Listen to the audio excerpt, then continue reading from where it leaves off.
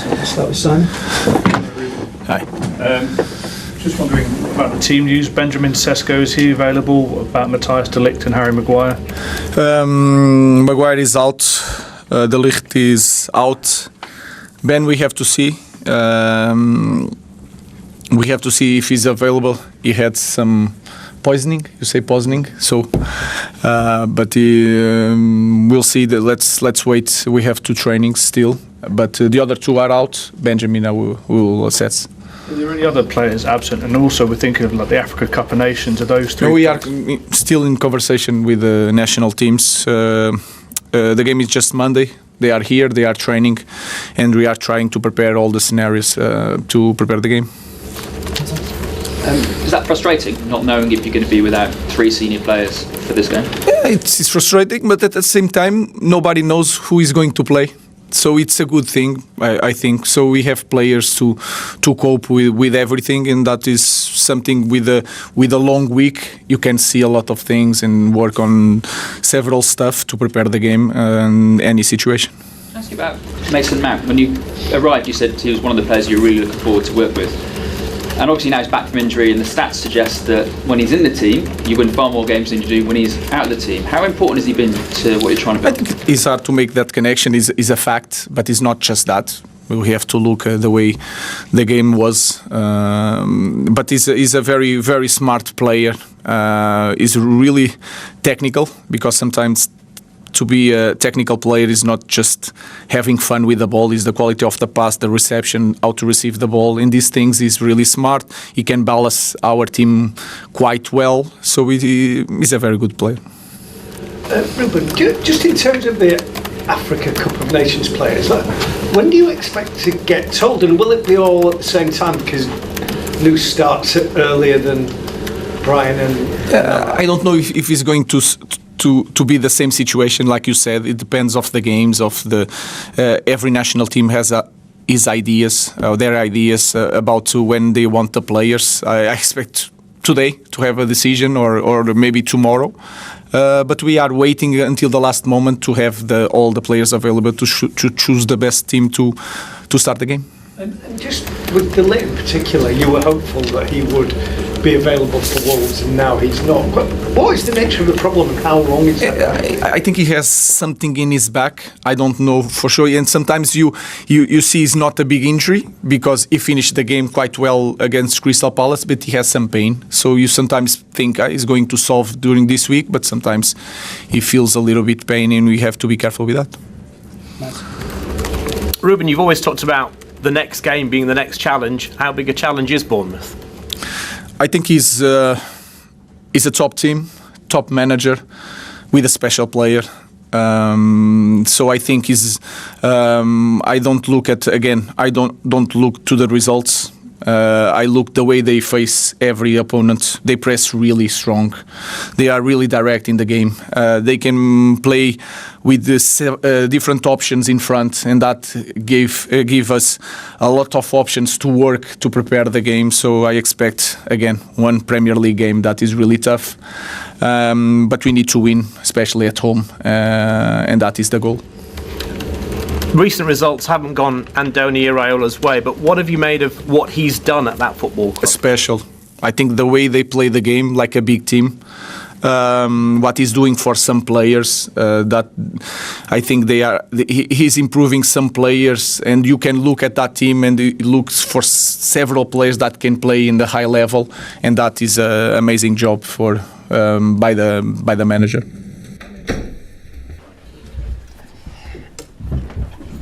Good morning. Okay, so we are live for the broadcast section with no embargo, and then the cameras will go off. We'll go on to the written section, which is embargoed until 10:30 tonight. Morning, Andoni. A lot can happen before Monday night, but as we sit here now, how are your injuries and things? I think it's a similar picture than we had past week. Marcos was the one that finished the game with some cramps, and still is dealing now with some issues there, but there is no like a proper muscle injury, so we hope he's available also. for Monday, but we are not still sure. It's strange because we still have 3 more days, so it's difficult to know what's going to happen, but should be very similar from past weekend. Yes. What's the situation with Velko? Velko was injured. Velko has a proper injury. The game against Everton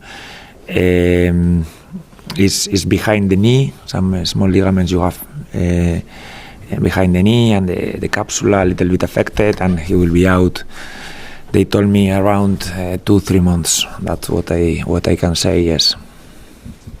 That's a big blow, isn't it? Yeah, no, big blow, especially for him. It's a player that even being 18, he was contributing a lot. He had started some games also for us and performing well, and is a big blow also with Ben Doak. These 2 situations of new young players, new signings, and they are going to be out for some time. Is a blow for us, yes. And how about AFCON? Is Amin Adli available Monday? No, yes, available. No, he didn't make the squad of Morocco, so no, we are not losing anyone because of the AFCON. No. As far as Marcos goes, he was tremendous when he was on the pitch against Chelsea. I know he missed a big chunk last season, but in your time here, has he played better? I think Marcos has been very good. He was performing well even before I arrived to the club. I remember some games that I watched from the previous season where he performed really well, and with us, you know what to expect when you put Marcos in the starting lineup. No, on the ball, off the ball, he understands very well also the way we want to play, and for us, it's very valuable. I don't think it's a big secret. No. He's a tremendous defender, but how important is he at sort of setting the tempo, playing those accurate balls up the pitch, starting attacks? I think he's very confident on the ball, and also he makes the ones next to him more confident. You know, this is something that when you feel confident, the one next to you looks a little bit better, and the other one looks a little bit better, and is good for the team. No, he has. Think on the ball, he can play short, he can play long. His understanding of the game, I would say, even without the ball, when to press, when to drop a little bit, and also he's, for our team, quite experienced player. He has played in other leagues, has played in Europe, and I think are qualities that for this team I think are very important. At the other end of the pitch, you've told us many times you don't judge strikers just on their goals. You're not worried if they're not scoring. Is Ever worried about his goals record at the minute? No, I suppose he wants to score more, like all the players, all the strikers that I've known. But for me, the worry is that the team plays well where you are on the pitch. The team scores when you are on the pitch. It's true that the last 2 games we haven't scored. It changes a little bit, no, because we were scoring decent amount of goals, but it's true that we've had the other day. I think we had good chances. He was very close, and I think he played well. No, and for me is the most important thing. Yes, he seems to be caught offside a fair bit at the moment. Yes. I wondered if that was a sort of an eagerness, a sort of an over eagerness to try and get in position to score. The offside of Eva, I watching the replay and the image they put, maybe it's 2 centimeters. You know, I don't think you can blame a player because it's 2 centimeters offside. It's like, yes, we know Chelsea play this kind of high line, or they, especially on crosses, no, they take these risks, and it's a matter of timing. Sometimes it's a matter of not only Eva. I think, you know, who makes the pass? Yes, I think it's Alex Scott makes another, like an extra touch, probably that he was not expecting, and then it's difficult not to break a little bit, and it's about nothing. So we haven't been lucky in these situations lately. We've had a couple of goals disallowed by nothing, but I don't care so much that he. Sometimes if it works, it's a goal. If it doesn't work, okay, we concede a free kick or a ball for them. But I think I prefer them to try to attack the space in behind than just No, because I'm gonna be offside, just come to receive and don't make the movement to the space.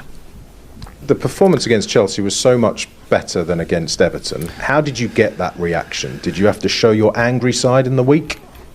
No, I think everyone understood. I think when we spoke about the game against Everton, after the next day, I think the players were the first one. Sometimes we speak, I speak most of the time, but sometimes I ask them what they think, and they were the first one, no? That feeling that we hadn't been ourselves. And sometimes we are ourselves and we don't play well, or we make mistakes, but we felt ourselves the other day, and I think is the line we have to follow. We again play another team that is, I think, is tied with Chelsea, so top level team on Monday away. It's a team that is in a great form also. I think they've lost one in the last 10 or something like this. So we have to do it again. We have to perform really, really well, and maybe against Chelsea was just 1 point, but now we have to value every point. When the players spoke about the Everton game, did they come up with any reasons why they weren't themselves, how to avoid that situation again? Yes, there are reasons where you, like the easiest thing is to say, mentality, but there are also football reasons. I think that we normally do that we didn't do that day against Everton. It's true also we missed some important players in our team, and we didn't find, probably I think that day we started with 7 new signings, and it makes you think also that these new signings also need like more experienced player next to them, so because otherwise it's too many changes, and it is costing us. Yes. You've done very well the last couple of trips to Old Trafford. Will you be welcomed with lovely warm memories as you walk into that famous stadium? I love to play in Old Trafford, to coach in this case, but I think is one of the best stadiums in the world, and the problem is you face normally a top team when you play there and very good players, but I think the atmosphere there is really nice, and I'm sure my players will appreciate it, but they will have to know that in those stadiums you have to be at a certain level that is very high, and I hope we are. It's true that we have good precedents, but also I think we are playing this season against a team that is in a really good run. For the players that did play in the previous victories, can that give a positive influence on this forthcoming performance, walking into somewhere where you've performed before, where you've had a wonderful experience before? Did you ever feel that as a player, walking into an away ground and feeling a little bit bigger, a little bit better because you'd performed there before? I don't know how much it helps. We can see it from different points of view. It's true that we also played in pre-season against United. They beat us 4-1. They were much better than us, and we have good experiences against them. Also, the bad experience from the pre-season. I think there are different circumstances, and I think we start from zero, and I don't pay too much attention. Sometimes, obviously, you see the game and you see, but the teams have changed, especially us a lot, or also them, and I don't expect a lot of similarities. How much have they changed from a year ago when you did play them up there last time? Especially the signings they've made up front. I think they've signed players, Beumo, Cunha, Sesko, players like Amat. Now they are even more important. I think they have bigger threats, and we have to be ready to defend difficult duels like we did the other day against Chelsea. For the fullbacks, for the centre backs, I think we will sometimes be really demanded because you have to defend very good players, sometimes in open spaces, and we will have to be very good, yes. And to pick out one player, how much of an extra headache does an informed Mason Mount give you? Mason Mount is a very smart player. He takes always the good positions. He understands also. I don't know him personally, but I think he understands very well the game, and he analyzes very well where are the spaces that he can exploit better. He sometimes plays higher, sometimes lower, sometimes wider, sometimes more inside, sometimes comes to receive, and I think there is a reason behind this, and obviously after is He's a lovely player in the ball. If we allow a lot of time to Bruno, to Mason Mount, to these players, to that if they associate, it's gonna be difficult because they are top level players.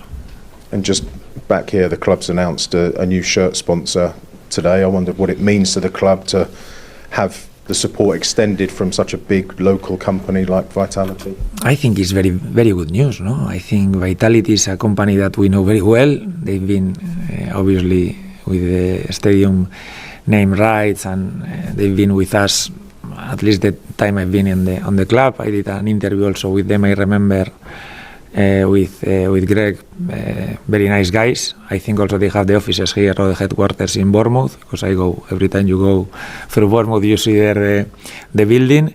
So I think it's very, very good news for the club, no? That a company that we know for so long, and they continue to be with